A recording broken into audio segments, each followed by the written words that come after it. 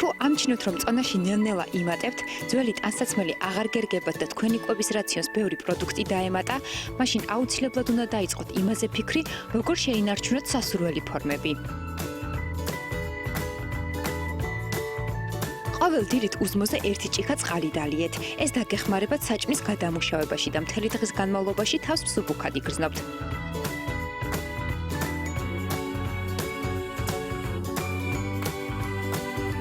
დღის განმავლობაში 4-ჯერ ან 5-ჯერ მცირე ულუფებით მიირთვით.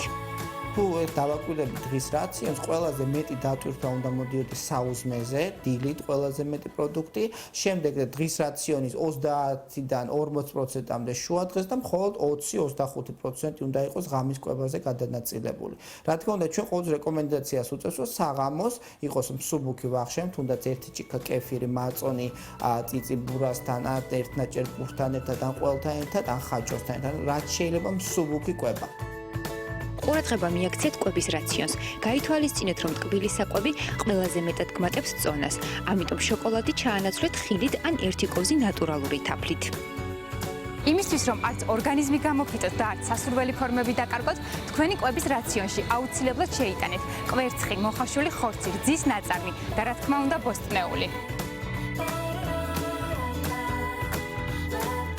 გაითვალისწინეთ, რომ დღის განმავლობაში 2 ლიტრი წყლის მიღება ორგანიზმისთვის აუცილებელია. ამის გარეშე წონაში ვერ დაიკლებთ. ბოლო საკვების მიღება საღამოს 6-დან 8 საათამდე უნდა მოხდეს. ორგანიზმის საბოლოო მოსვენებამდე 3 საათით ადრე.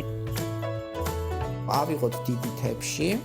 დიდ თებში დავდოთ ბევრი ბოსტნეული, ისე დავყოთ თებში რაოდენობით, რომ ცხიმი იყოს ძალიან მცირე, ცილოვანი წარმოშობა და ბევრი ბოსტნეული. და ძალიან ნელი ტემპით უნდა ვიკვებოთ, რომ ნელ-ნელა რეფლექსი გამოიმუშაოს კუჭაწყალმა. რადგან კუჭის ავსების შემდგომ დაახლოებით 15-20 წუთის შემდეგ მოდის მხოლოდ სიგნალი, რომ უკვე კუჭის სისავსე არის.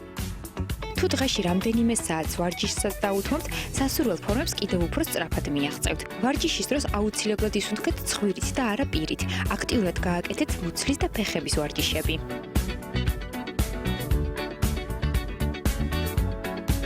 არჩევანი თქვენზეა. თუ დღის განმავლობაში ყურადღებას მიაქცევთ ყველა დეტალს, სასურველ ფორმებს მარტივად შეინარჩუნებთ.